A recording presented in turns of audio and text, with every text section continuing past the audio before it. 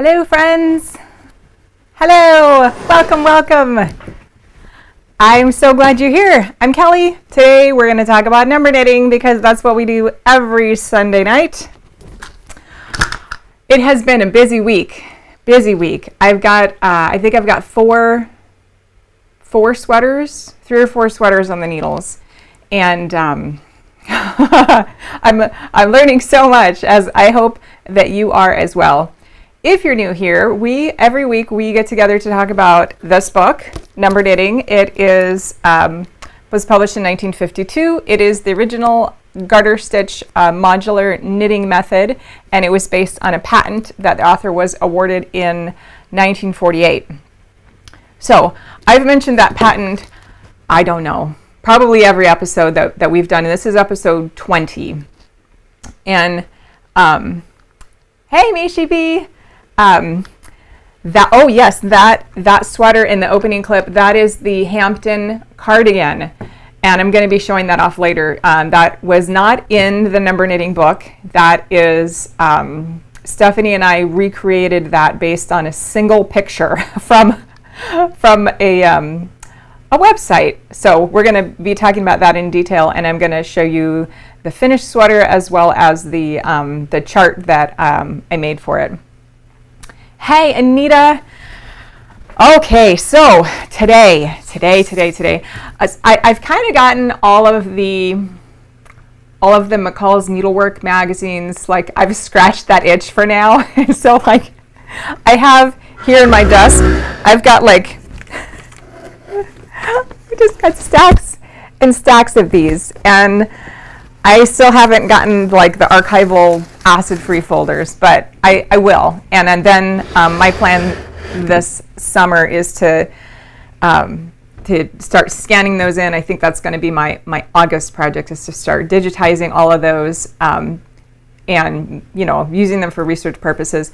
And one of the reasons I want to do that is because there's so many interesting ads and interesting innovations that came about in those magazines. Like, I was, in my research this week, I was reading about something called polychrome yarn. But what it actually is, that's like the industry, like the name that they came up with it before it was renamed to variegated yarn or color changing yarn. And so, and this is from the 30s. And so I want to go back, and I want to have an easy way to like search through all the text to easily find like when certain advertisements started coming out for different types of yarns and different yarn companies. And like, if I wanted to search through the magazines and find out when, nylon started, becoming a thing, I can do that once I get all the magazines scanned, and then I run optical character recognition, and I can do keyword searches. So that's coming this summer. But so what I've been working on this week is the patent, Virginia's patent. And I have a whole video where I kind of like pulled out what I think are the most important bits of the patent. And I don't know if I've linked to that in this description. I will. But what I did do is I put a link in the description to the patent on Google Patents. And I wanted to show it to you again because in my historical research this week, I've been kind of like learning more about like what the patent kind of scene was like back in the 30s, 40s. Like, why in the world would Virginia even think to patent a knitting technique?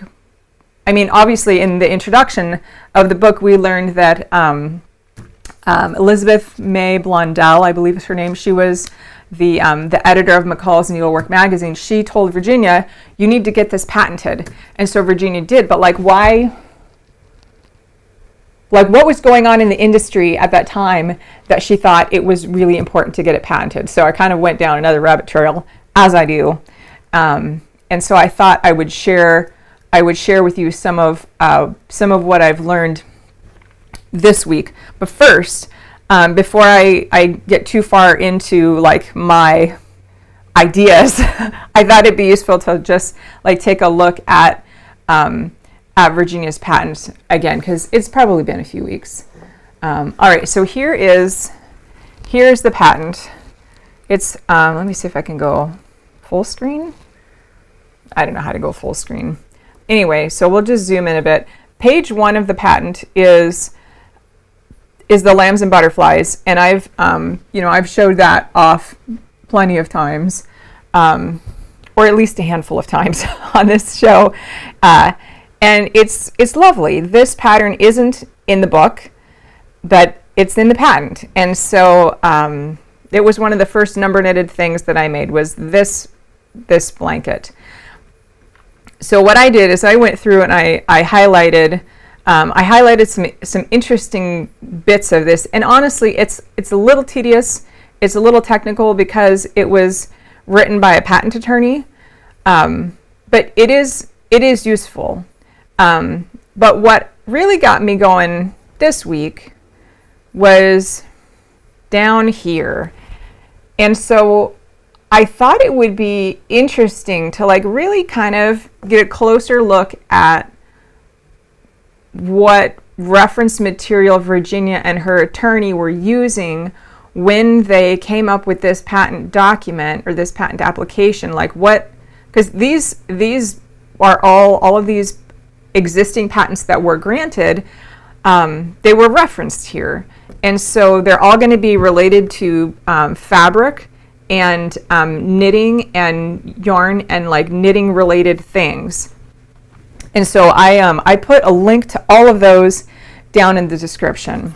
But I think probably the most useful, the most important thing I think it's that's worthwhile to note about now is that, and I'm obviously no patent attorney, like I don't know anything about patents. I'm learning as I go.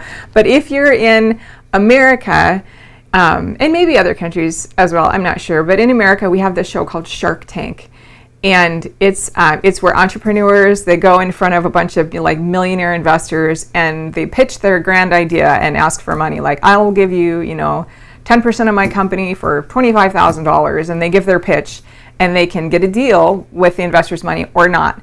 But what's interesting about that is that I think it has brought into American consciousness patents, like on the most basic level, because when the investor, when the person, the entrepreneur or inventor, they give their pitch, and a lot of times they'll have up like on the table, they'll have like the little certificate, gold patent document, and then the sharks will say, is it patented? And they'll say it's either patent applied for, it's a design patent, or a utility patent. And so I did a very quick kind of like kindergarten level search for like what the difference is, and according to the blog article I read, it says the difference between a utility patent and a design patent is that the utility patent is trademark protection that makes sure a person has full control over his or her invention, and a design patent is when you create a new design for an existing product. And I have been trying to determine, like just looking at the patent applications, like different patent documents, like if there's a way to determine if this is a design patent or is it a utility patent. Because when they do the little certificate things on the Shark Tank, it says big at the top, either design or utility. And but in all the applications I've seen, there's no like designation of if it's a design patent or a utility patent that they are applying for. And so that's what led me down to like looking at all these patents that Virginia and her attorney had listed in their patent application. So I thought it would be fun to show you guys some of those so you could kind of see like what was going on in the industry at the time. All right, so let's bring this up. I'm going to start with, I think, the first one.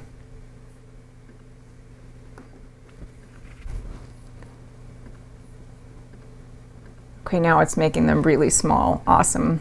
So this is actually, well, that's the last one I wanted to show you. Here's one of them. I don't know what this is in the order of the patents, the way they were listed.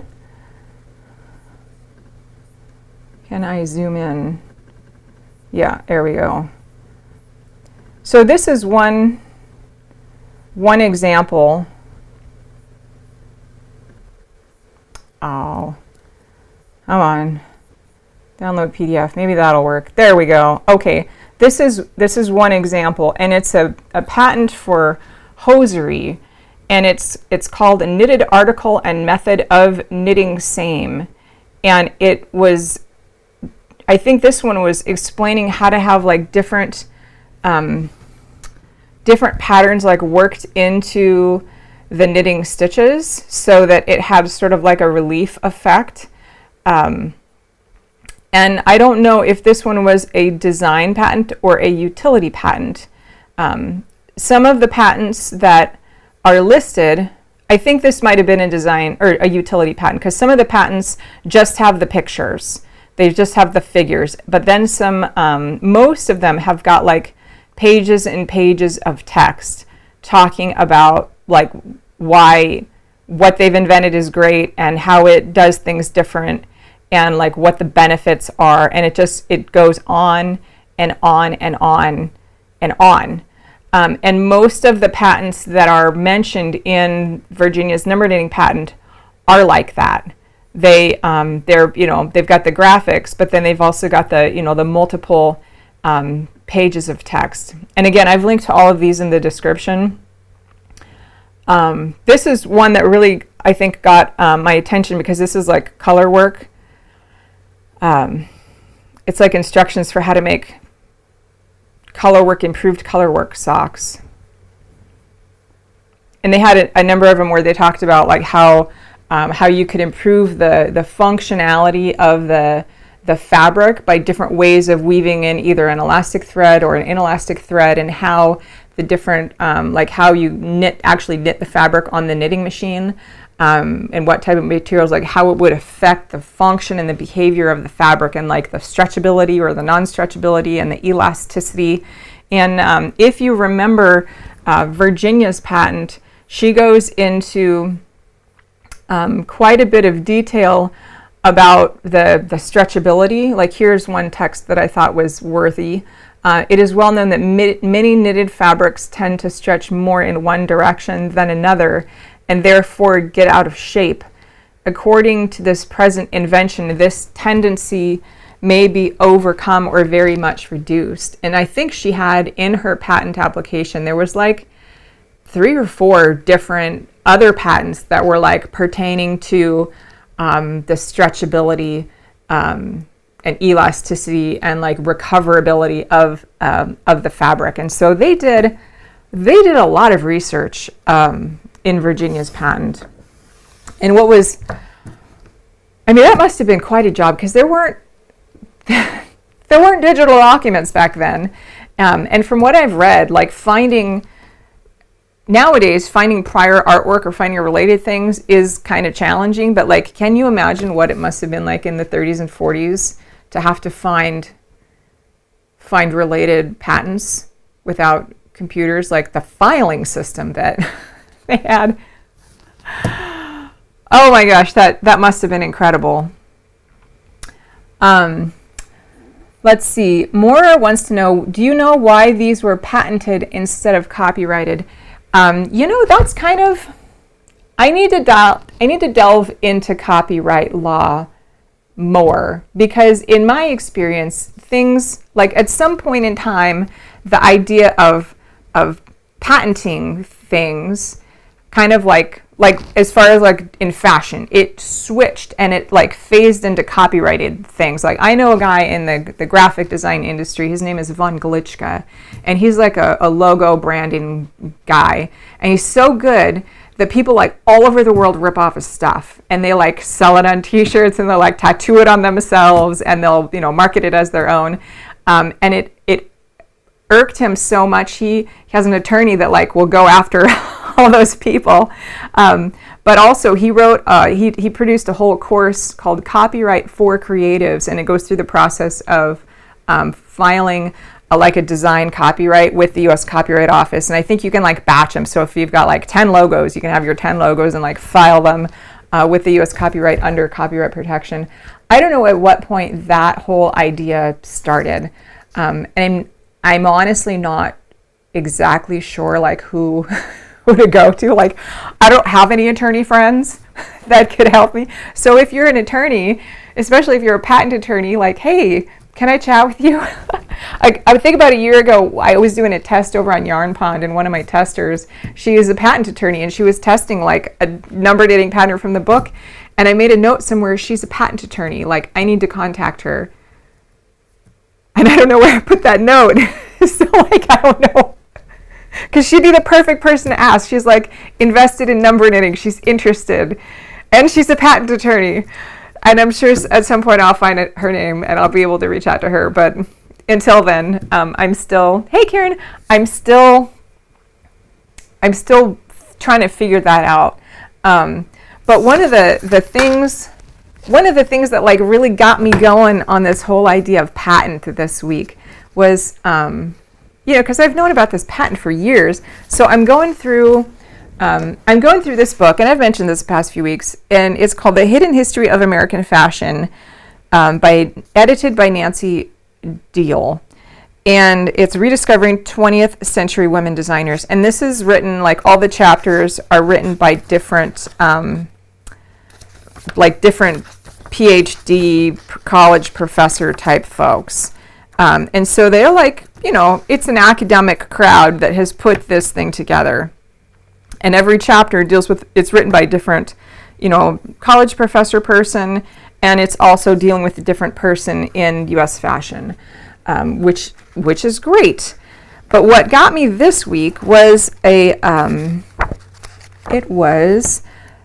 chapter all about a designer, two designers, Marion McCoy and Pauline Frascia, I think is how you pronounce her name.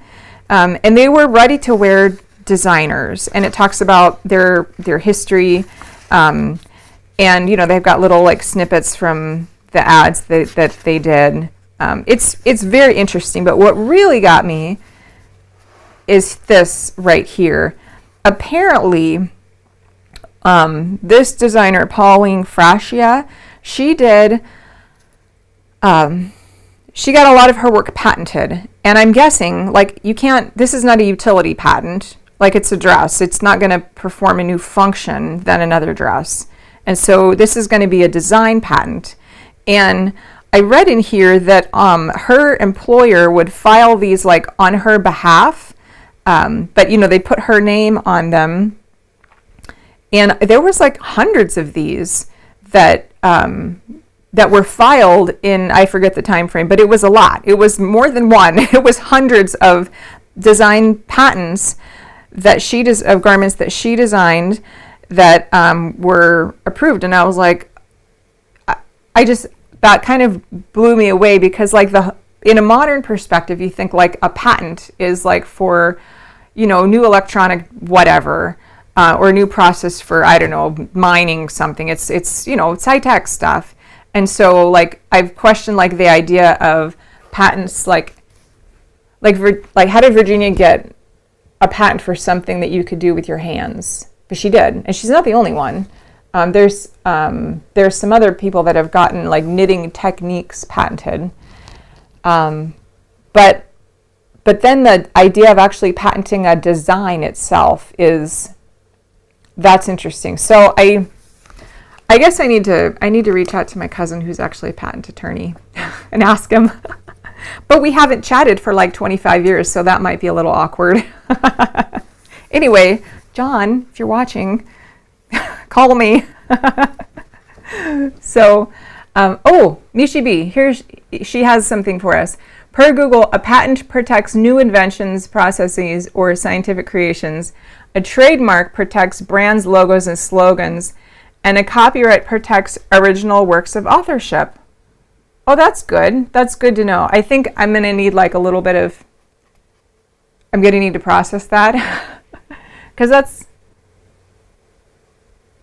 so nowadays, you couldn't probably get a patent on a dress. Like, I don't think that would work. You could probably get like a design copyright on it? No. I don't know. I don't know how that would work in today's modern, like, fast fashion, because, like, if you go to the mall, you walk past H&M, and, like, all of their stuff is totally ripped off. Like, that's just what stores do now. They copy other people's stuff, and they make it cheaper, and they make it worse, and they sell it for less, and, like, they, you know, make it in another country. So I don't know how that works. Maybe I need to do some more research, because that seems to me like the kind of study, like, that's getting deep enough in the weeds. Like, I don't know if anyone would write a book about that and sell it on Amazon. Like, that seems like college course kind of information. I don't know. I need to do some more reading. But anyway, so this dress patent is, like, what really got me going. So let me show you a couple more of these other patents that were listed in Virginia's patent application. This one I think is really interesting. It is, one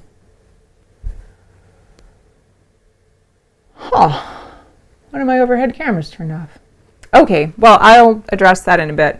So this is a patent having to do with, I believe it was the polychrome yarn. And if you've ever used variegated yarn, that's like it, not just like speckled or like, you know, dip dyed, or I mean, I guess dip dyed could do it. Yeah, if you've ever used like hand dyed yarn that's variegated, dip dyed would do it, but not speckled or not like hand painted. It's got this very, very clean color breaks, and if you knit it with a set number of stitches, you get very predictable patterns. And depending on how many stitches that you use, you can get really interesting patterns. And so what this guy did, he had figured this out and had come up with like some different mathematical, like different examples of how you could take the yarn and get like the colors to stack. And he called it, I think he called it polychrome yarn. And he has so many examples, it's amazing. Good gracious, this thing just really goes on and on and on. Wow. All right, where's the text? Oh my gosh. How many pages is this? 19 pages. Good gracious. Where's the text? There it is. It's on page 12. Polychrome yarn consists of variously colored and lengths recurring in cycles.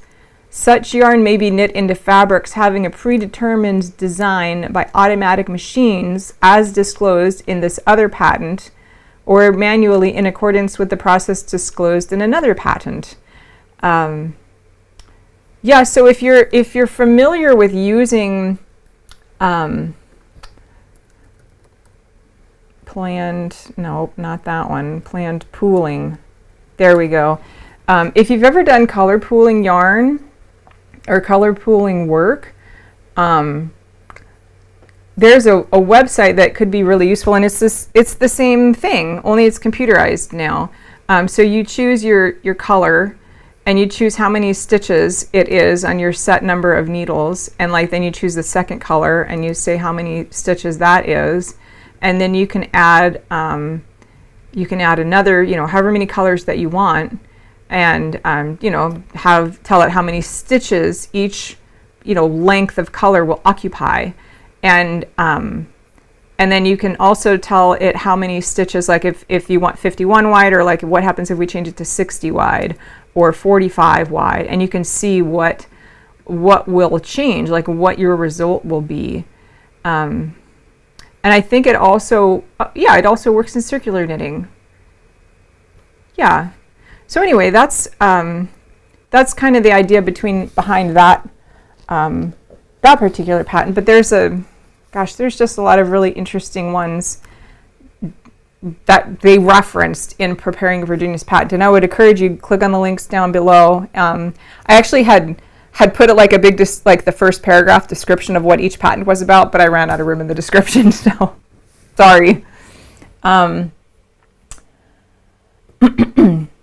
Morris says, I know Barbara Walker said her books were copyrighted, but the patterns in the books could be used by anyone for anything.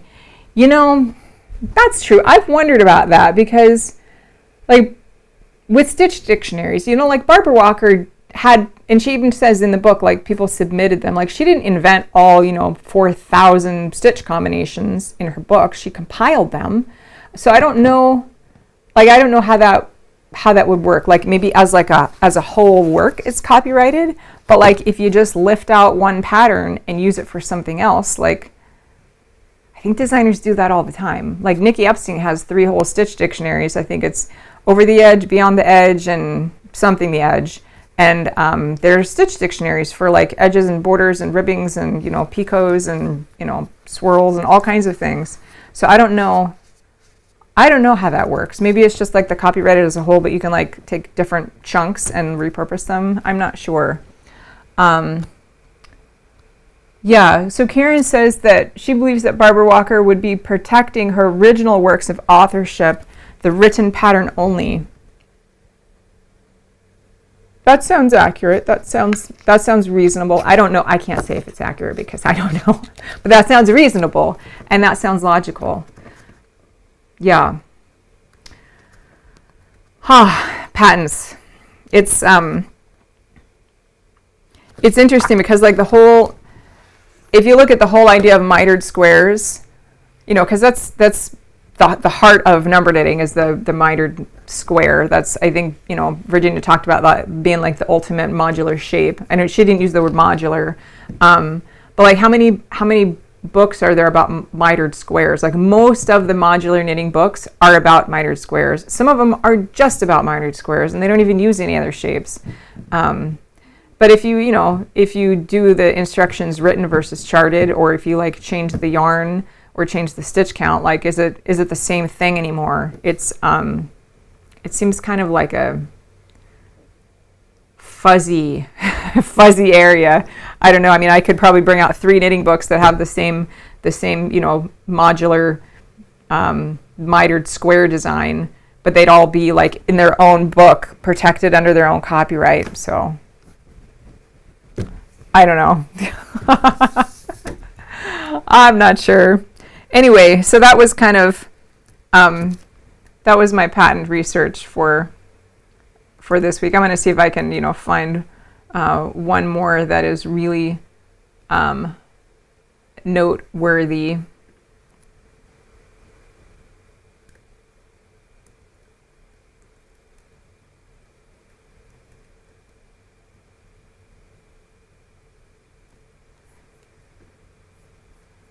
Yeah, this one is interesting. Let's take a look at this. I think this is dealing with the, let me open Acrobat so we can see it better.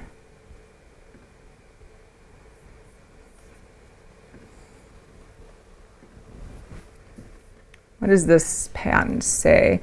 It concerns stockings of the so-called solid color pattern type and a method of ornamenting the same.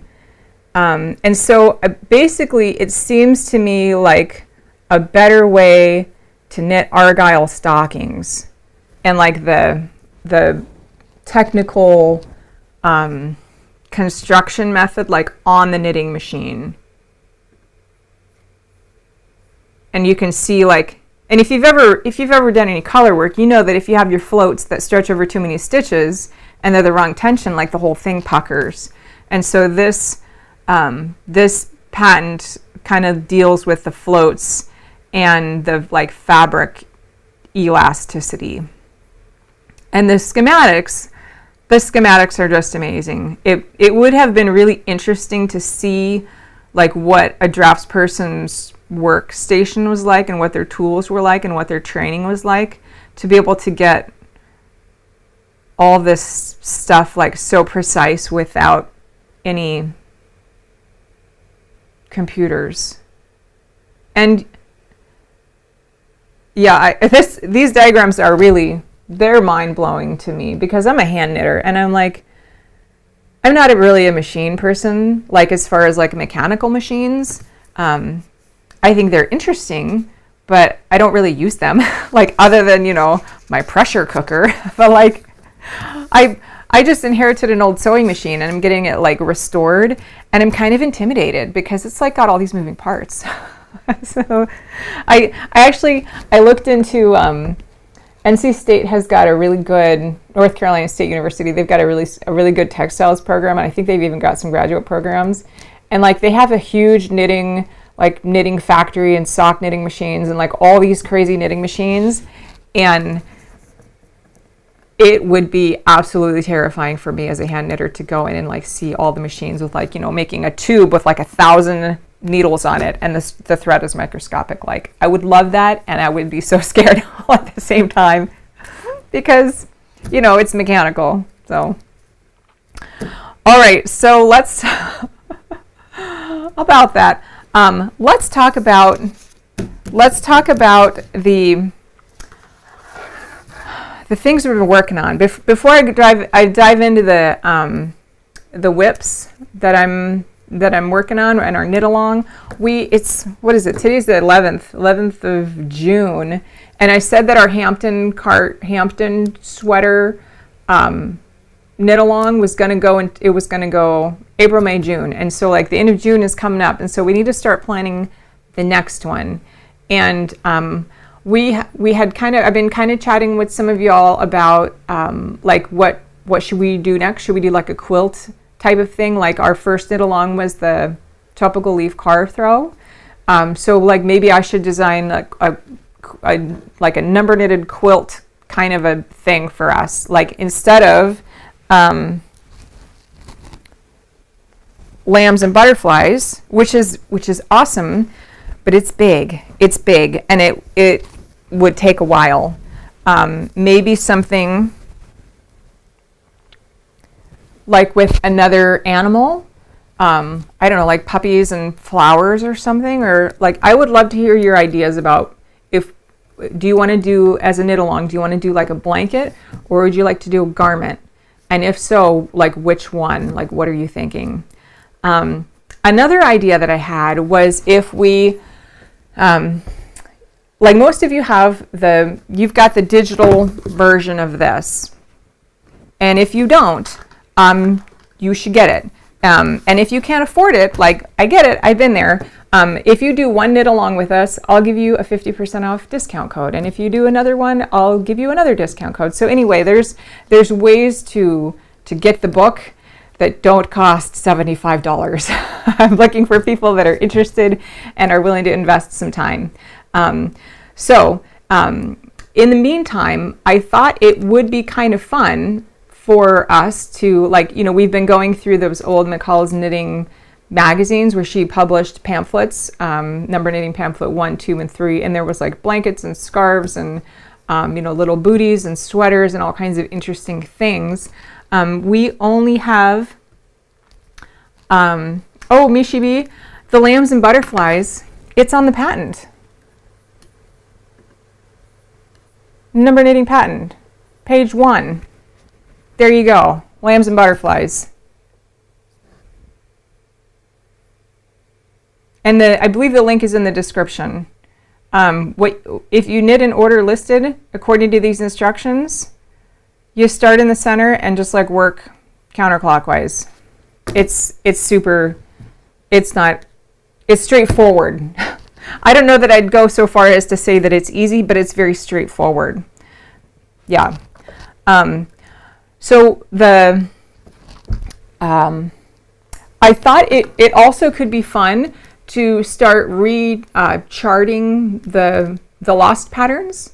Like, I'm familiar enough with Virginia's methods, and that I could probably, for the most part, not 100%, but like probably like 95%, I can look at the picture of the finished, sweater or jacket or sweater or whatever, and I can make the chart for it just because I know how she does stuff.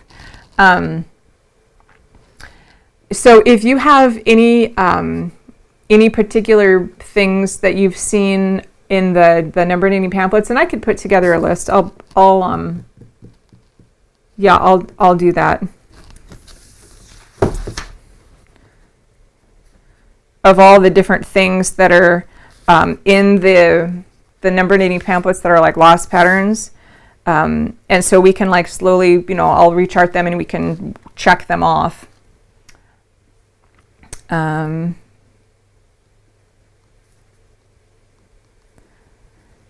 if you have any ideas for what you would like to do for the next knit along, do tell. That would be fun. The lambs and butterflies, it was so great to work on. And what I did, I went through and I did like every butterfly in a different color, which was super fun. But like most, and you don't have to do that. I suppose you could do it all in the same color. Most of the time, Virginia will give like yardage recommendations. Of course, they're wrong in my experience. They're generally all wrong. Or let me rephrase that. They're probably right for her. Because she gave her recommendations in ounces, but like we don't know how many yards per ounce that she had, and our yarn today is different. And so like if I go and buy the number of ounces that she specifies, it's always wrong. So like we would I guess we need to go into all number knitting patterns with that, just understanding like we don't know how much yarn it's going to take or how much it's going to cost. Oh man, but that's okay. Yeah, so if you want to go through the book and make a comment and just like let me know which things that you think would be neat, that would be great. Okay, so let's talk about what I've been working on. There was a few.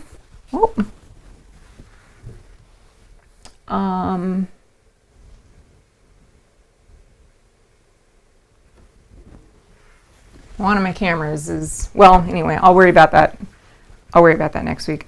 My like wide view camera, it's turned off. Like, I don't know.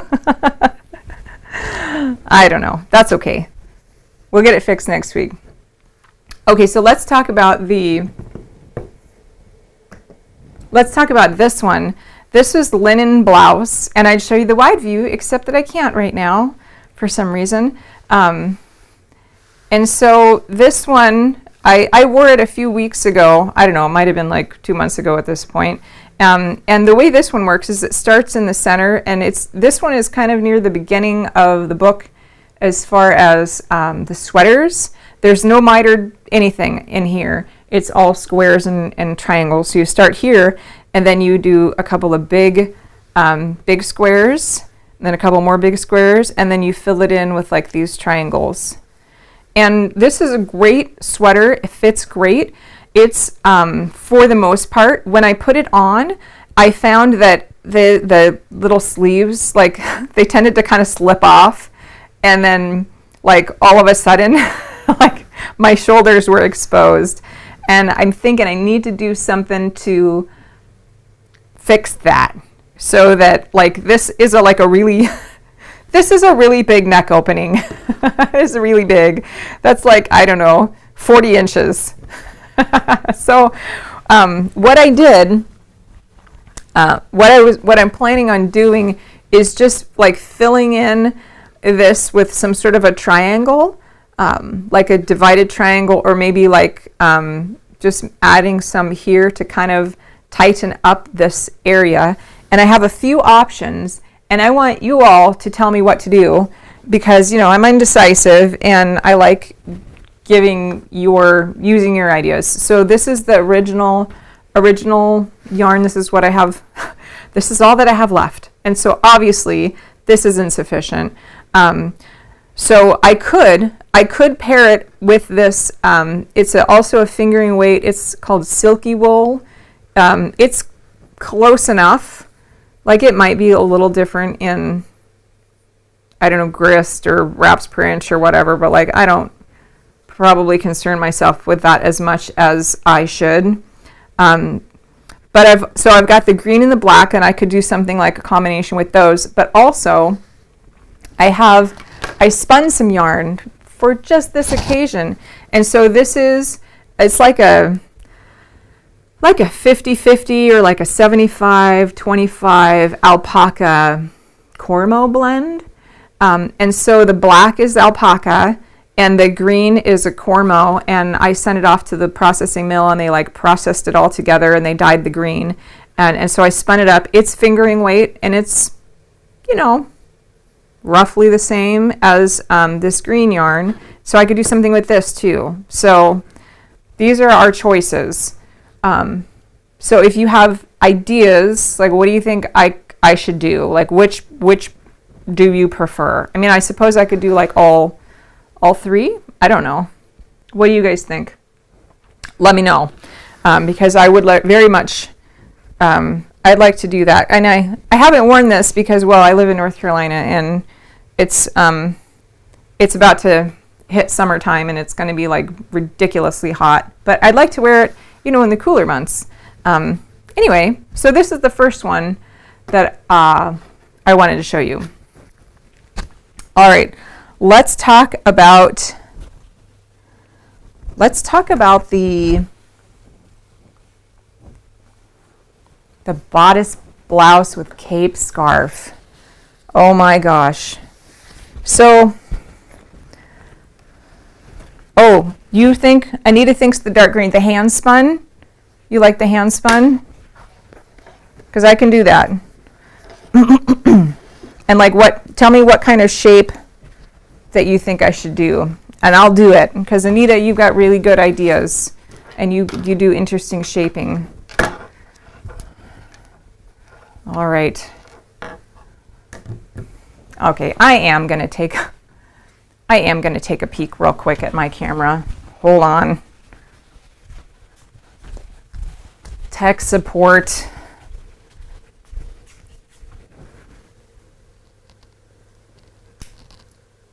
What in the world? Okay, so I need that wide angle shot so I can show you the sweaters. Hey!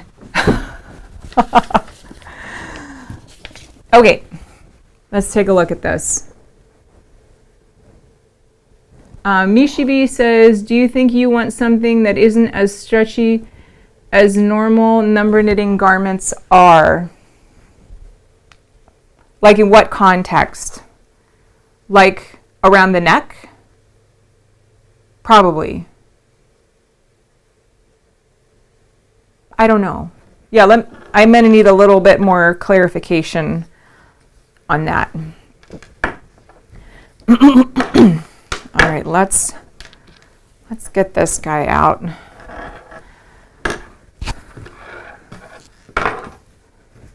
This sweater, you guys are so great, because whenever I have problems, you're like, Kelly, have you thought about swatching? Like, yes. And then I opted not to. I just knit a whole sweater instead. Yes, around the neck, maybe a firm cast off or something. I would be down for that. It goes pretty low. And so I think it needs a little bit more fabric and probably a firmer cast on. I think it needs a combination, because it's just like, it's just big. It's big up here. Like if I was like a Hollywood person and I had like sticky fashion tape to like stick the sweater in place and it wouldn't move when I'm like moving around, that would probably be okay. But like, I'm a middle-aged woman, so I just need a little bit more fabric. The bottom of neck, put a triangle around the whole neck and I-cord. Should I do a triangle both at the front and the back? I'm not sure. Because I've seen some that are kind of like low cut in the back, and that looks nice. I feel like it should be one or the other. Like either a lower cut front or a lower cut back, but like the combination is just, it makes it slippy.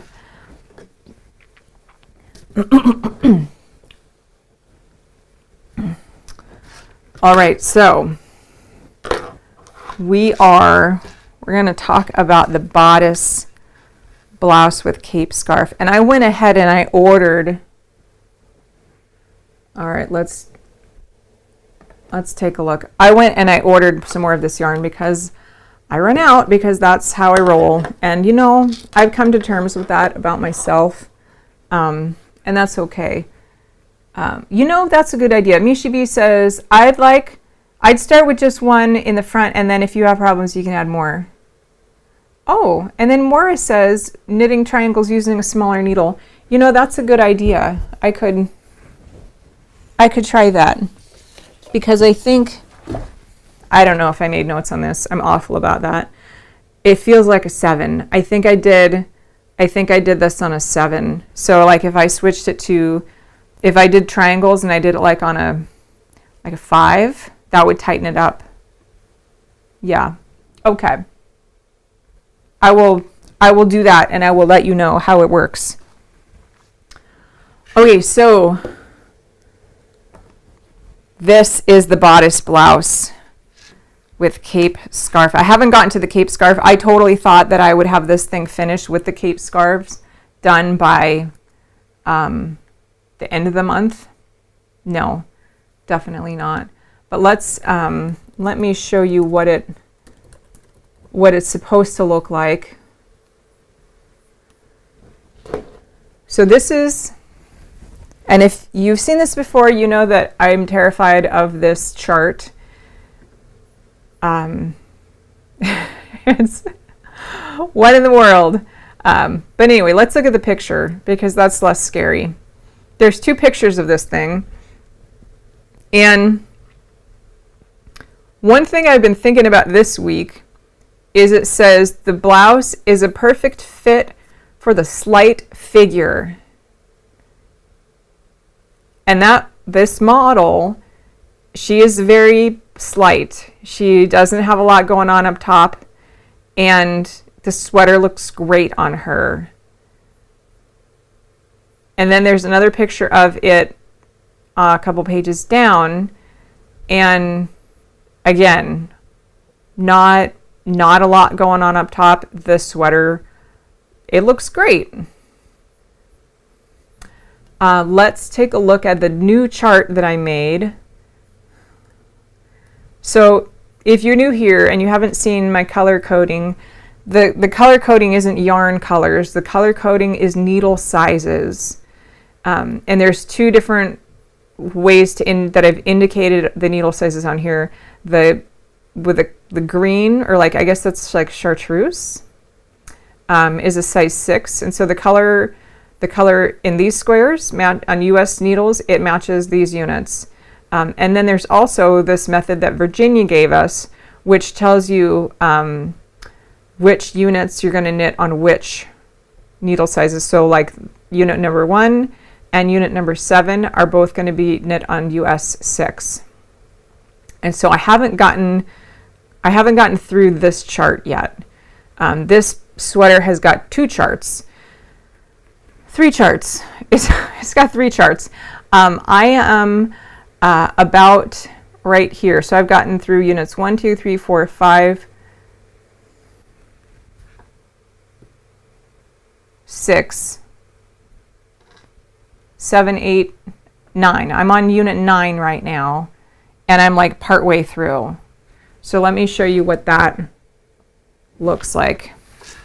And somewhere in the book, Virginia talks about you should get numbered price tags and tie them onto your units so that you can keep, oh, good gracious, I'm caught in a microphone receiver. Okay, you could keep track. And so what I did is I got these cute little stitch marker things.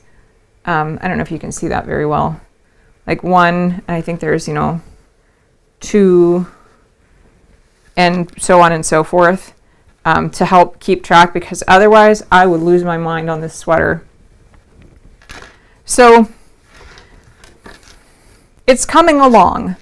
It's coming along really nicely. I love the fabric. It's going to be great. But what really kind of got me this week was when Virginia talked about how it's perfect for the slight. It's perfect for the slight figure. And I did not make any adjustments for my figure that's not quite so tubular. I probably should have. And the reason that's kind of concerning is that the first, like the part about around the waist, so right here, units 1 and unit 7, that is the lower back. That is knit on size 6 needles, which is fine. But then the upper back and the is knit on size 7 needles, which isn't a lot bigger. And then the front, which is only like, this is the front, and then there's going to be another little like border thing here. The front is knit on size 9 needles. And so there's going to be a bit more room in the front, not a ton. And so I was thinking about like my measurements. So just from like a proportional standpoint. So I've got like a 29-inch waist. I've got a 36-inch bust. And so there's a 7-inch difference. Maybe less if I've just eaten dinner, but there's a 7-inch difference between the bust and the waist. But this sweater is not going to have, it's not going to have that much of a difference between the bust and the waist. It's going to be more straight up and down. But the beauty about number knitting is that it's going to stretch in all directions. It's probably going to look great. But here's another thing that I didn't quite take into account, because there's so much that I don't take into account when I start these things. I'm like, cast on, yay! So in here, at the very beginning of this pattern, is for a size small, 30 to 32 inch, which is like a child size. For larger sizes, add 1 stitch to each box. For a size 34, 1 box equals 11. For a size 36, 1 box equals 12. Okay, and I was like, cool, I know what my box number is. I'm gonna cast on accordingly. So I did, I cast on accordingly, and I'm knitting, and the bust is probably gonna fit great. And the waist, maybe it'll fit great. It's probably gonna be a little bit looser than it was on the original model. But then I got to thinking this last week, okay, just because I have a bigger bust than the girl in the photo, what about the arm length? Because, so the original box number was 10. Well, my box number is 12. And 12 is 20% bigger than 10. And if I didn't realize this until after I'd knit an entire sleeve, which took like 2 weeks. My arms aren't 20% longer. So that's kind of where I'm at. Anita says, on the bottom picture, is she lifting her arm up to prevent the garment from slipping down? That one looks like it has a huge neckline. Maybe, maybe. I think what she's showing, because if you look at the caption, it says, underarm, a small divided square makes a gusset. And I don't know that the photographer would have said, okay, little miss model, I want you to raise your arm up so we can take a look at the gusset. Because the gusset's it's really small. It's well, let's have a look. Let's have a look and see how big this gusset is, or how small this gusset is. Here's my measuring tape. Hey, I put it somewhere safe. That's where, there it is. Okay, so this gusset is very small. It's 2.5 inches. So it's not, and then you fold that in half, and so it's just this little bitty thing. I mean, you can't even see it in the picture. But here's where I'm concerned. And I'm gonna need some more advice about this. I measured my favorite long sleeve My favorite long sleeve sweater, and I think this, how long were the sleeves? Well, let's just measure my arms because I forgot how long my sleeves were. Like if I go from here to my wrist, it's like 23 inches, okay? And now I'm 5'4", for perspective, for reference, I don't know. I'm 5'4". So if we go over here to this sweater, now keep in mind there's going to be like there's going to be a border here about like that. So if we measure that, we'll start with without the border, and then we'll add a couple inches just for like to see how off it's going to be. All right. What did I say? I'm going to go like 23 inches. All right. So before I put the border on the shoulder, to the bottom of the wrist is 30 inches, and then there's a cuff after that. So really, it's like 32 inches, and then there's going to be like this border thing, at the top. And so, in reality, this sleeve is going to be like, oh my gosh, oh dear. It's going to be like 31 inches. Oh, and what did I say that my arm is? Not 31. Oh, good gracious. What have I done? It's like 22. Maybe we'll say 23. So the sleeves are a little long, and I don't even know any people that are that tall. Like these sleeves are big enough that they would fit my brother-in-law, who's 6'5".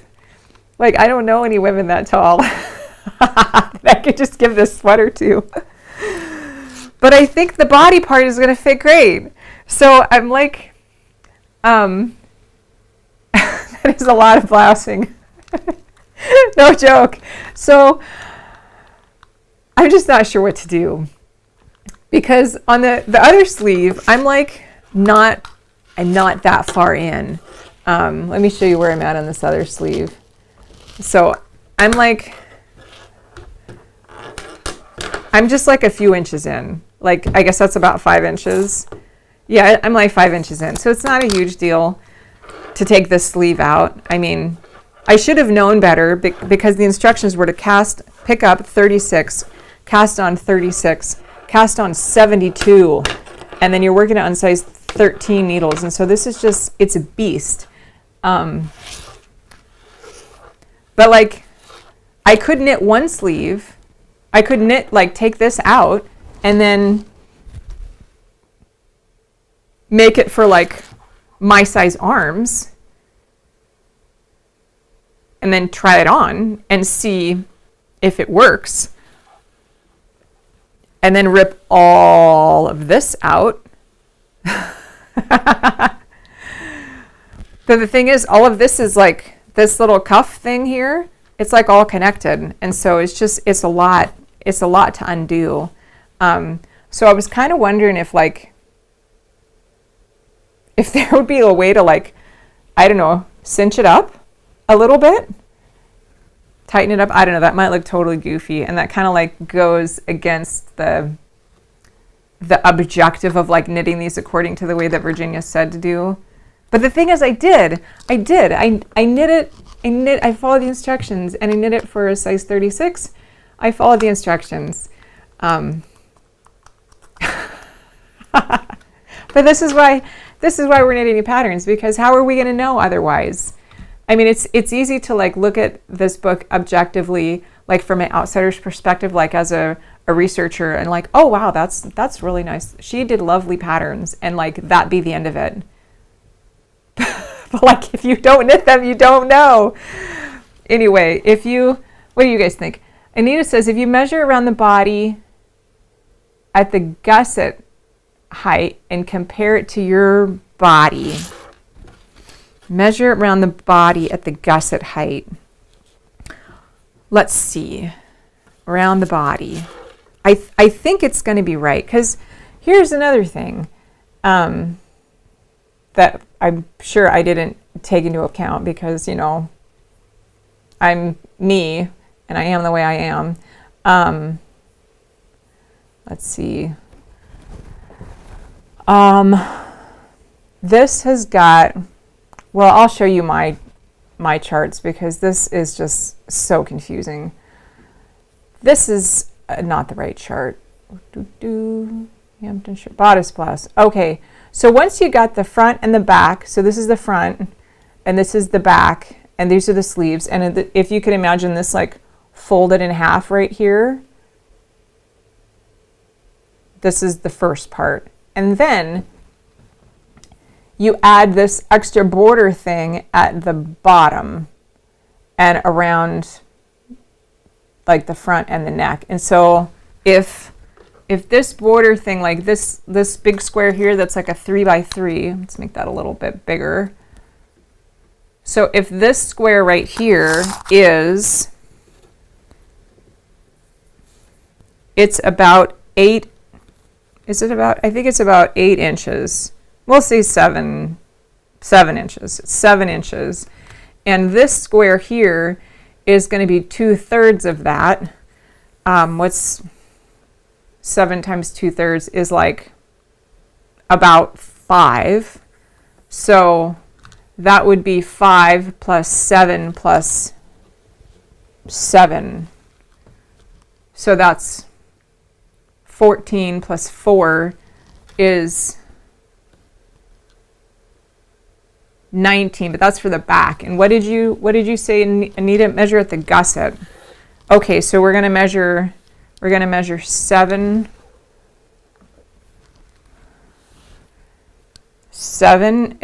plus 5. And so that's going to be about 12. So that's what it's going to be. And so if I measure me, so at the gusset, which is going to be right about there, and I go to 12, yeah, that should work. The gusset might be a little bit lower because of those sleeves. Those are big sleeves, but even still, like it's right at hip length. So I think that'll work. I just need to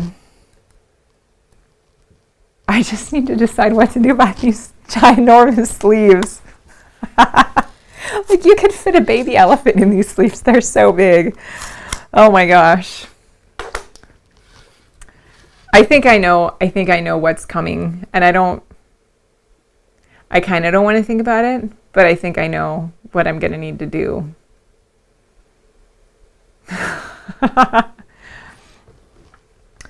Oh, Anita says around the body, not down. Oh, okay. So around the body. So let's measure again. So this is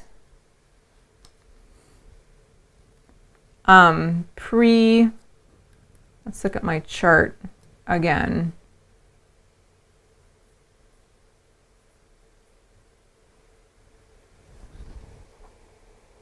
So on this sweater, you've got this is the back, and it's like if you were to slit this thing open in the back and like lay it out flat, this is the front part, and this is the front, and this is the back, and so it would fold right here, and this edge would join with this edge.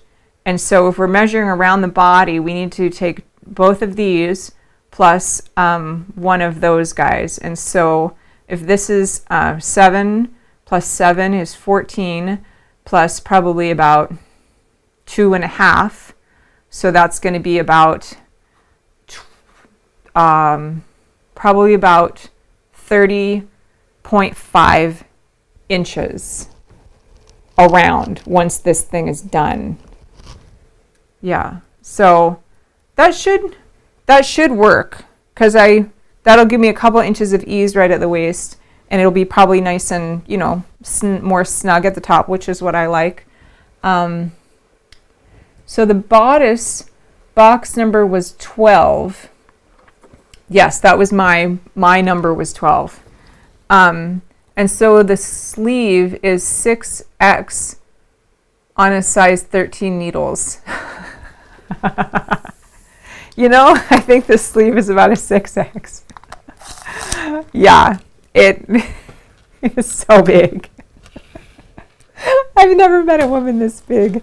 So I guess what I need to determine now is, like, obviously 144 stitches is too much for a sleeve. It's too much in the length, because it's 72 around and then 72 long. Like, that's too much. And so I need to determine what is appropriate. And so let's take a look. If the sleeve goes like about here, and I want it to go to my wrist,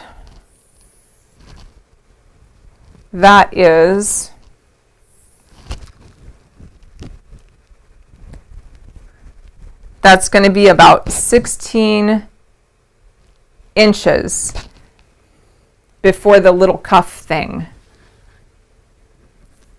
Okay, and what do I have? Oh dear. Let's Oh my gosh. It should be, how long should the sleeves be? This long. They should be this long. And so I've got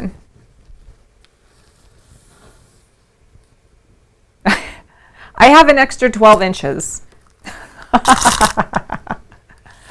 Oh my gosh. So if I have, I need to make a note about that.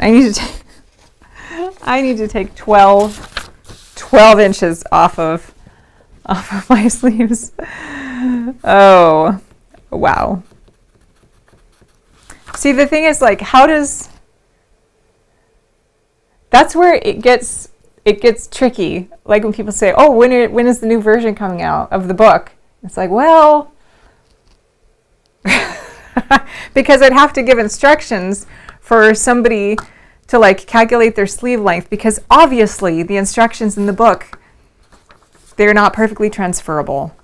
Okay, so if my sleeves are also, let's see how tall they are. The sleeves are gigantic. Okay, so the sleeves are 11 inches tall currently. So another thing that she did that's interesting is she had you, let me show you the pattern.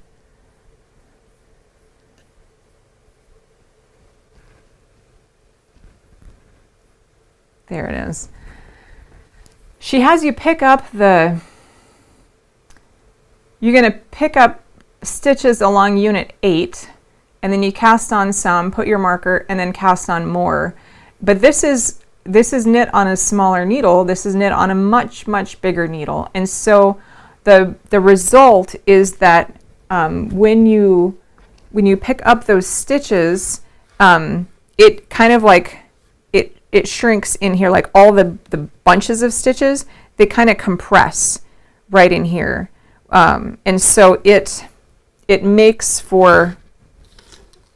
tightens the fabric. So there are technically just as many stitches in here, in this section right here, as there are in this whole section here. But because you're kind of easing them in, this section is a lot more, it's bigger. So this currently takes up 17 inches, but that same number of stitches, because it's picked up from unit 8 here, it only takes up 8 inches. So you're compressing a lot of those stitches to make it like more blousey. So I think I'm not going to worry about like the depth of the sleeve. I'm just going to figure out how many stitches that I need to get to like a 16. I'll go a 17-inch length because it tightens up here a lot. You're going to have a bit of a blousey effect. Even if I did like 18, I think that would still work. That'll give me some of that blousiness. Yeah, so I would need to take off about 10 inches worth of stitches, and then it should work fine. And so whatever the total cast on would be after taking off 10 inches of stitches, that's what I'll do. And then I'll need to figure out like how many stitches to ease in, because originally it was like at a 1-to-1 ratio right here. But if I don't need that many stitches, I'll need to like pick up, 1 stitch for every 2 stitches, or I don't know, 1 stitch for every 5 stitches or something in here. I need to figure that ratio out. So that's where it gets the math gets a little weird. Yeah. Anita asks, is the edge squares pulling the neck together? Maybe the opening gets smaller. I think the edge squares are going to pull the neck close a little bit, because the neck squares are done on size 6 needles. So it is going to tighten up a bit. So that part will probably be fine, but that doesn't help me with the length. And this sleeve construction is really odd because, I mean, it's a square, and so it's one giant mitered square, and so it's just as tall as it is long. And like normally sleeves aren't made like that. They're like made in a tube, or they're made with, like the Hampton. It's like, blocks. It's not one whole square. Yeah. So that's my drama with the bodice blouse. Moore asks, how about using a smaller size needle there too? Then there would be less gathering at the shoulder. Yeah, I could do that. I think that's a good idea, because I wanted to stick with the original needle sizes. Well, I don't gauge swatch for one thing, but like I kind of feel like I should do it the way that Virginia says, and not mess with the needle size all that much, because like she obviously chose a size 13 for a reason. Like the fact that she used a size 6 on parts of it and a size 13 on other parts of it is like what modern designer does that? Nobody, as far as I know, like nobody does that. And so it makes for a really interesting fabric like comparison and contrasting, just to see like what happens when you take the same yarn and work it on 2 needle sizes that are like 7 sizes apart. It feels very cohesive because it's the same yarn and the same color, but it adds this whole other like light ethereal kind of element to it that I like. And also the cape scarf things, they are also made with the larger needles. So the cape scarf is like, you start on size 13s and you knit a big divided, what is this? This is a double wing. And then you knit these little, on size 6 to tighten it up around the neck, you knit all these little divided squares. And then you go back again with the size 13s and you knit these other divided units. And I kind of want to just like, I want to experience it the way she intended. So that's why I'm a little hesitant to like mess with the needle size all that much. So Karen says, trust the process. Like, what does that mean? I don't know what that means. I'm so very literal. Which is, I guess, why I have a hard time understanding. I guess Virginia's literal too sometimes. She's like so literal that it's easy. And she never repeats herself, and so it's a challenge. I love it, but it's a challenge. So I'm gonna, obviously I need to fix these sleeves. So I'm gonna take out the sleeves and I'm gonna take them down. I'm gonna cut off like 10 inches, 10, maybe 11 inches. Yeah. And then I'm gonna reknit them. That's a lot of knitting. It was so much knitting. The depth of the usual armhole for a sweater is 7 to 9 inches. You are right. The depth is usually 7 to 9 inches. So let's see what this one is. Now I know that it's gonna shrink a bit.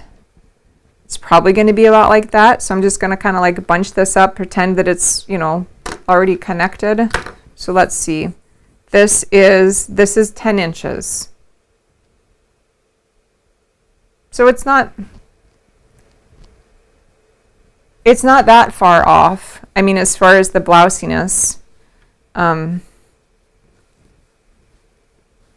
Yeah, they're just way too long. They're just way too long.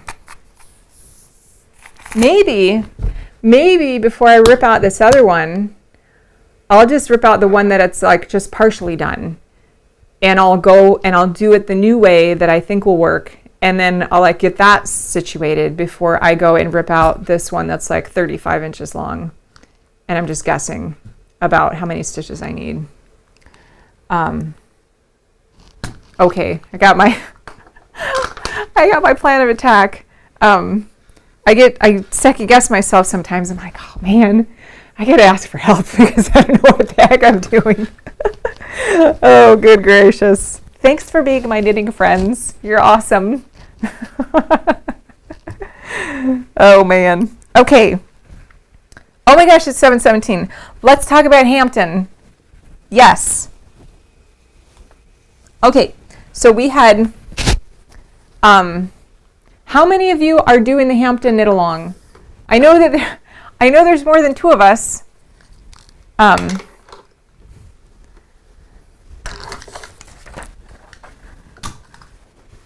The Hampton sweater is, let me bring this up. And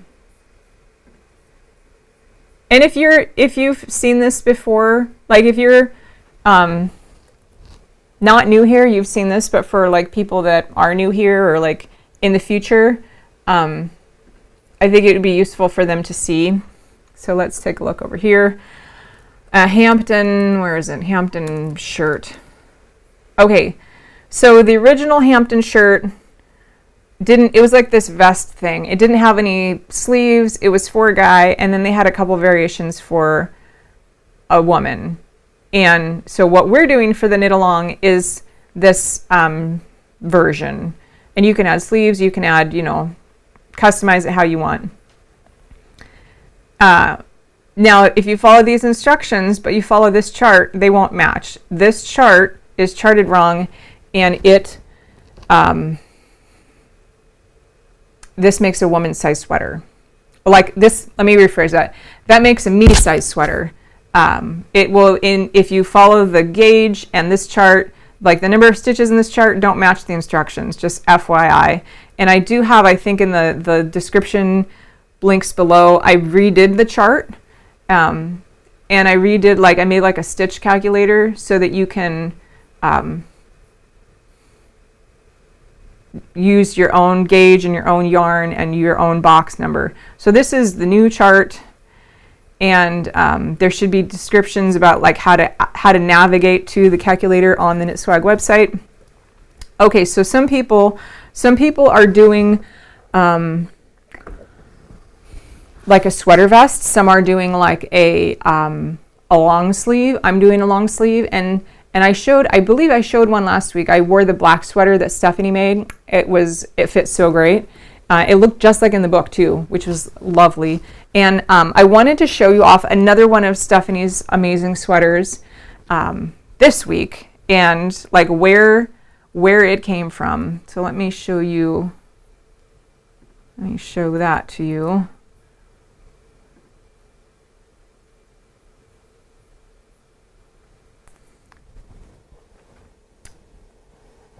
Okay, so this was a picture from an article on, I believe it was Interweave.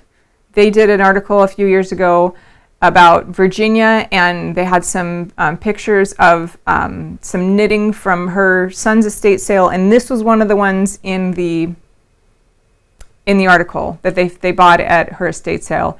And the chart for this is not in existence. I do know that it was in, I believe it was McCall's Number Knitting Pamphlet number 2, which you could purchase, I think for like 25 cents, like back in 1946. You could purchase the pamphlet from McCall's Needlework magazine, and it had like 6 different patterns in it, and that jacket was one of them. But like, I haven't been able to track down a copy of it. It's not in any library holdings. Maybe it's like in a stack that they still have to digitize somewhere, but it's not, there's like no record of it being anywhere. And so what we did is I redrew the chart, and Stephanie knit the sweater. So let's take a look at this. The original sweater, the chart that we made, it had the same kind of like color coding convention that I did on the bodice blouse. So you use tighter, and this is what Virginia, had you do in her patterns. Use smaller needles like at the cuffs, and like it's all the same stitch count the whole time, just the gauge changes, and so it makes a fabric that's like kind of denser at the cuff, and it, there's bigger needles up here for the bust, a little tighter at the waistline. So that's kind of the idea. And then there's like these little peplums and nice collar. So this is the chart for it. And let's take a look at the sweater that Stephanie made. She used Lion brand fisherman's wool, I believe, which is like it's a worsted weight. It's got a little heft to it. It's a sturdy wool, which is, it's really nice. And it's cream colored, and so like all the detailing in this sweater is like, you can see everything because of the color. And so like it lets the knitting just totally shine. She's got these lovely little buttons on there. And I think she even used the same number of buttons that were in the original pattern. And I love Stephanie's finishing work, because she's such a better finisher than I am. She does the buttons on the front, right? But she also always does these buttons on the back, and so it's not gonna like pull the fabric. And it looks like she even reinforced all of the buttonholes. I need to ask how she did that. Those are really nice. Lovely.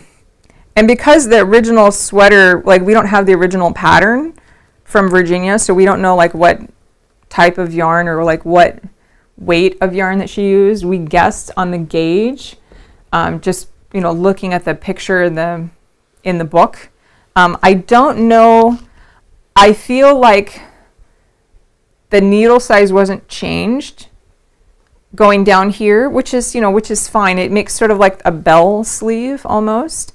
And I think if she had changed the needle size going down, it would have made the fabric too dense. I mean, this is like a good sturdy fabric, and for it to be like even a smaller needle size, it would have made it like, I think, too stiff. And so I think that was a good call.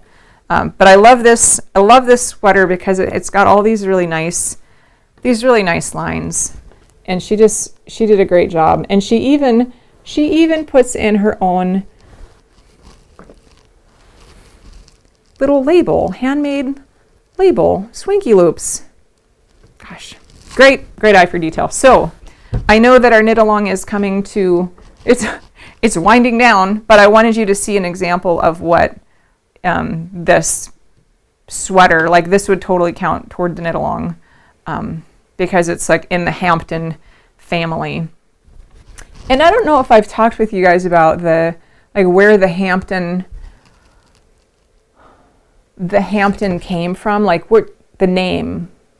And I did some research, and I don't know if it's in Maine. It's somewhere in that northeastern region of the country. There's a ski resort called Hampton Ski Resort, and I think that's how she got the name, because let Let me see if I can find it. It's in the back of the book, the very back. Let me see if I can, 200 and, there's an example of different types of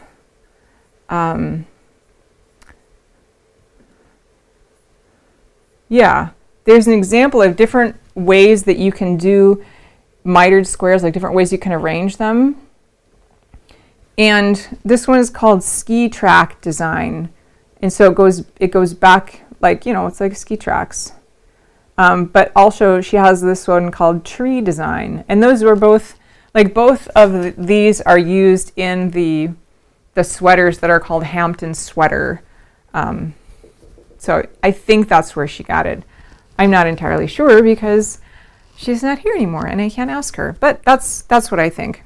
Okay, so let's take a look at what I'm working on. My Hampton.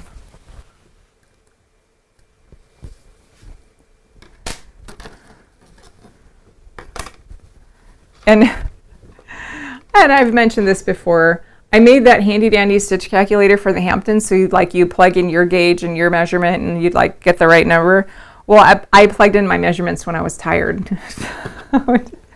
And so, or I cast on when I was tired or something. I did something like some critical point in this process. I did it when I was tired. And so my sweater's a little on the snug side, but you know, that's okay. I like my sweaters, or 3, there we go. I like them a little tight.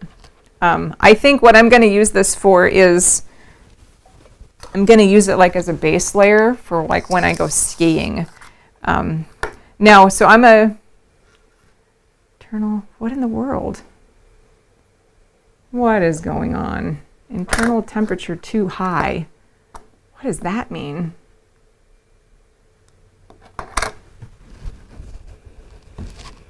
I don't know. Anyway, fabulous.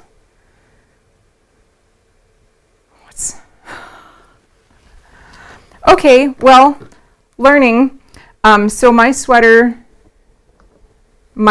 is 13 inches. Yeah, it's 13 inches across. So it's going to be 26 inches around, and I'm a 36-inch bust.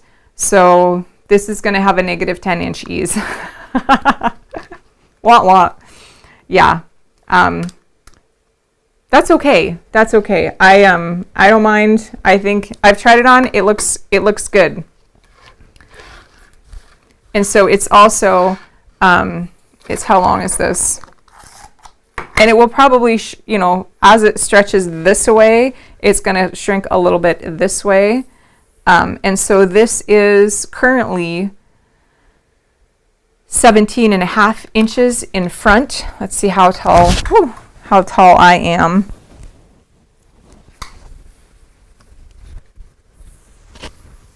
If this is 17.5, it's going to come about to here, I think.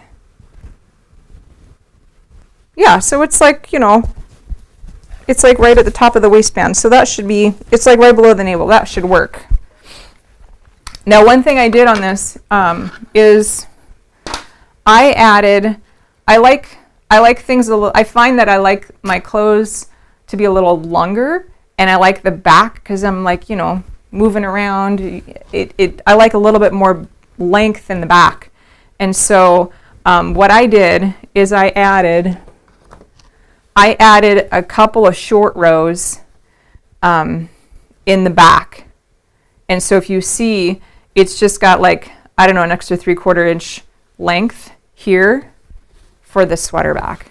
And so I think that should help. And so that it makes the ribbing a little bit bigger in the back than in the front, but like, I think it'll be fine. Also, I find that I don't like tight cuffs generally. And so what I did is I just did like this I-cord around the cuff. And yeah, I think that should work well. The sleeves, if we measure from the gusset, they are 15.5. If we go from before the gusset, they're like 17. I think that should be about right, isn't that? Yeah, that's about right. Yeah, that'll be nice. And then, so I got both of the sleeves done. I haven't woven in any of the ends. I think I'm gonna do like what Anita did on her sweater, do like this little, like a little wedge thing here. And probably, I'm not sure how, I don't know. Maybe I'll do a collar. I think that might be weird if I'm going to be skiing though and have like jackets and other things that I have to wear over the top. So maybe I'll just do like a little I-cord. Stay tuned for that because I don't know. But anyway, so this is my sweater. This is the same yarn as the green that I did for the other hand spun. So these are both hand spun, and it's like that 75-25 Cormo alpaca blend. And I just have a couple of colors in it. And so this is the same stuff. And I'm hardly ever going to be able to wear this sweater because it's alpaca, and it's like, it's ridiculously hot. It is so hot. Oh my gosh, it's 7:31. Well, okay, one more thing, and then I will let you all go, and you can come back later and watch it. Okay, so this is the other sweater that I wanted to show you guys. I think I had talked about this. I talked about this briefly. This is winged blouse, and I've been learning a lot on this sweater. Let me show you the picture in the book, because last week we learned that in the book there's the sweater on the girl, and then there's the sweater flat, and they are not the same sweater. These are cream colored sleeves. These are black sleeves. Like, everything about this is different.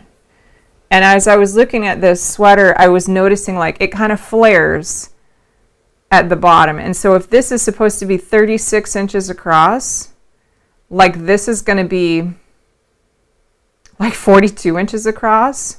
So I made some adjustments on mine. I used different needle sizes, thinner yarn, a smaller gauge, but I went to keep the proportions the same. And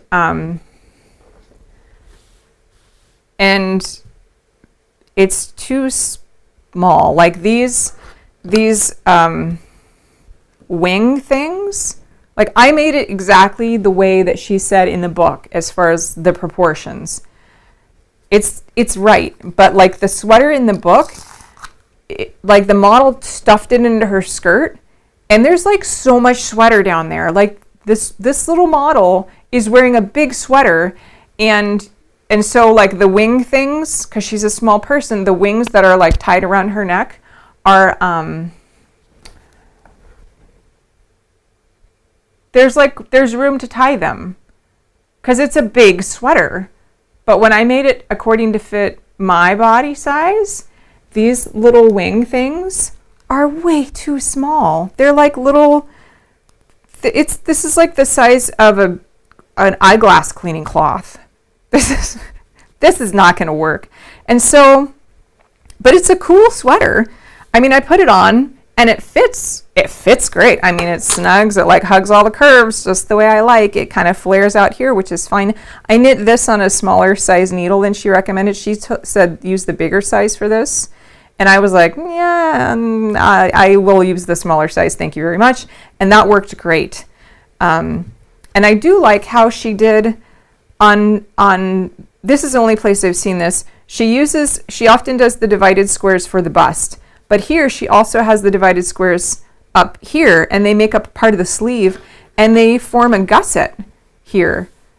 They're like part of the gusset in a divided square, which is just, innovative, very interesting. But like, there's no way I could like lap this over my neck, around my neck, and then tie it in a cute little bow, like, like in the picture. Nope. No, there's not enough room there. And so what I'm going to need to do on this guy, I'm just going to like add more fabric. You see this? I'm going to add more fabric to get it big enough that I can tie this around my neck like in the picture. I'm also going to, I think, add some ribbing here at the bottom to lengthen this out, because this like falls at my navel and I think it looks cute, but you know, I'm not a teenager. So in the in the name of being appropriate for my age, I'm going to add some length here, about like so, and I think that'll be nice. But like the body of it, it fits great, and I really like it. It's just the model representation wasn't really accurate. It wasn't accurate at all. Oh, Mishibi, what is your vote for the next knit along?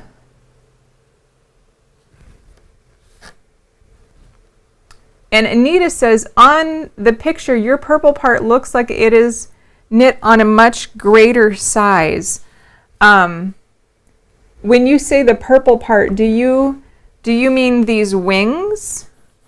Or do you mean this part? Because in the pattern, this is knit on the smaller size. This is, in my version, this is knit on the smaller size. In the original version, this was knit on the bigger size. And these things were, in both, these were on the bigger size. Yeah. This is on size 7s, and this is like a single ply lace weight. So I'm going to need to add quite a bit of square footage around this thing. So Mishi B votes for this for our next knit along, and I wanted to wear it, and I almost put it on, but it's the kind of thing, it sits, according to Virginia, it sits low on the it sits long. How does she say it? Hey Rose, welcome. The way that she phrased it was odd. It was odd. Okay, here. I had to reach out for help on this one because this sweater is just like, what in the world? Note, Unit 7 falls long on shoulders. What does that mean? And after working on this for like 2 weeks, like, what in the world? Unit 7 falls long on shoulders? Like, what? So I think after I put it on, I think I figured it out. It's on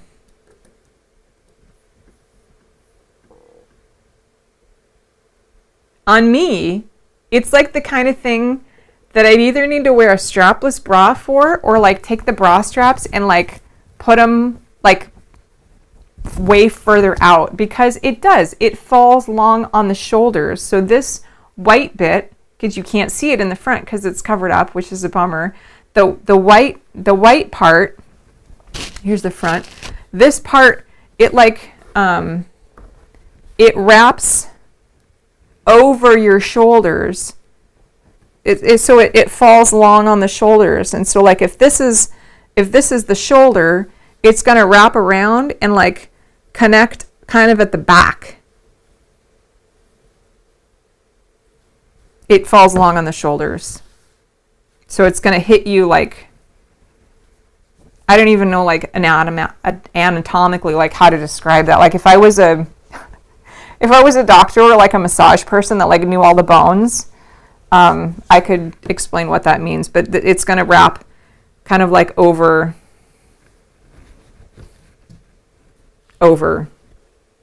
and so it hits back here. And it falls down further enough that like normally if the bra strap is here, but like the sweater goes that way, so like I wasn't quite sure how to wear it. Anyway, I think a strapless bra would be the best option, but like wow. It looks pretty, but they're not the most comfortable. Yeah, we would have to get the problem areas sorted out though. Clothing tape. You know, we talked about that earlier. Maybe clothing tape. Yeah, like if I did the bra straps and like taped them down, so they're like, then they fall. I don't know. Anyway, it's such a good learning experience, you guys. As far as the sizing, I think I made a stitch calculator for let me look it up real quick. It was for the diamond design sweater, and let's see where it is.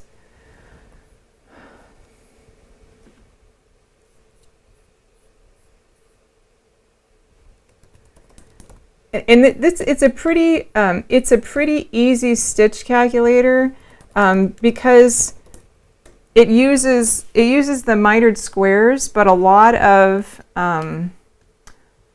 number of her sweaters use the mitered squares, and so it's pretty easy to calculate. Okay, I guess I didn't make a stitch calculator, but basically the way it works is you just have to determine like what this measurement is. So if me, like I'm a 36 and I want it to fit, right at my bust line, I need a square that's 9 inches across, because there's 4 of these, 2 for the front, 2 for the back, and so it would be 9 inches across, and 9 divided by 0.7, because that's the magical proportion. It gives me about a 6 point something. And so you just need to take your stitch, your gauge, times it by however many stitches per inches, times by, this measurement, which for me is like 6.5-ish. And that would tell you how many stitches to cast on. So it's not all that difficult, but in Virginia's context, without a computer, or I don't know, she just didn't provide that explanation. Like none of her sweaters that are divided squares where the miter is straight up and down, and like the cast on and bind off edges are on the bias. She didn't provide very helpful resizing instructions. She said, oh, if you want a bigger size, add 1 to your box number. But like, what if you need like more than that? Like, what if you're bigger than a 36? Like, what if you're a 44? Then what? Like, she didn't provide any instructions for that. But anyway, we can work that out. Rose has the stitch calculator. Oh, I think what I did, I think I just have it in an Excel spreadsheet. I don't think I ever made it to the website. That's right. Yeah, Rose said it should be the side of the collarbone on the shoulder blade side. Yes, that's where it falls. Yeah, so if you want to do that, we can definitely make that our next knit along. Yeah. And we'll touch base again next week, just to kind of make sure before we're like really pull the trigger, because I think we've got 2 votes for it so far. If that is something that you want, put a note in the comments. I'll probably also do like a little poll on YouTube. I think I did that once, and like 3 people voted. Woo! We're going viral. But yeah, this is a super fun sweater. It's frustrating. Well, it was for me. Hopefully when you guys knit it, it will be less frustrating. Yeah. but it's fun. I'm excited. I enjoyed this. It went pretty quick, and the yarn I chose is very it's very lightweight, almost bordering too light, but I love it. I love it. And I did the neckline. I did the neckline in 2-ply. So all of this is a 1-ply. This actually was a really interesting color changing yarn. So it went from like green to like this greenish purple and then to purple. And so what I did is I like unwound it into the different colors. And so that's how I got my different colors. It was all from one ball, except for this one section in white, because I wanted it to be white and I didn't have this in white. But I had a 2-ply in white, and it was a little thicker, and I thought, for like modesty purposes, like that would probably be wiser, that it's not quite so sheer right at the bust line. So yeah. Oh yes, if you do this one, Rose, you are going to be ahead of the game. Yes, indeed. Okay, so I haven't yet figured out how I'm going to fix this, because these little scarfy things, they're like not. These are a joke. So when we do it together, I think I got the body part figured out, but when we do the rest of it, these are definitely going to need some adjustment. So we'll have maybe the expanded scarf version, which is more reasonable. Yeah. Okay, friends. Whew. I think that's about it. And I think I figured out my camera turned off because it's overheating, because I have all of these lights on and I forgot to turn on the air conditioning. And my poor little camera, it's overheating. So note to self, I'll fix that next time. All right, I think that's it for tonight. So next week, I'm going to be traveling, and I honestly forget what time I'm coming home on. I think I'm coming home on Sunday, and I don't know if I'm going to make it on Sunday night because we're doing a cross-country trip, and I'm pretty sure after traveling for 12 hours, I'm going to be tired. I don't know if I'm going to make it, but either way, I'll post. Do a post on Instagram and YouTube, and let you know if I'm not going to make it. I want to. I really, really want to, but I don't know if I'm going to have it in me after flying from the West Coast next Sunday. All right. Well, thanks again for coming. It's a pleasure, and I'm so glad that you're all here and knitting along with me. This is so fun, and you guys are all so encouraging and bailing me out on all my crazy mistakes and misadventures. All right. I hope you guys have a great week, and we'll talk again soon. All right. Bye, guys.